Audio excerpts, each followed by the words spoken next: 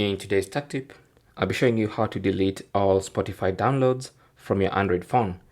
Now, if you want to recover some storage space which is occupied by Spotify, then one great way is to delete the downloads.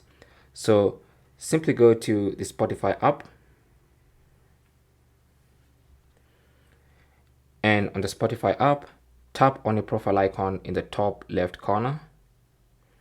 And from this menu, tap on Settings and Privacy. Under Settings and Privacy, you want to go down to Data Saving and Offline. Tap on that. And then under that, if you scroll, you should get to the storage section, and you can see the option to remove all downloads. So tap on Remove and then confirm.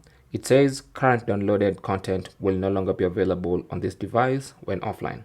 So tap on Remove to confirm. That's going to delete or remove all downloaded Spotify music.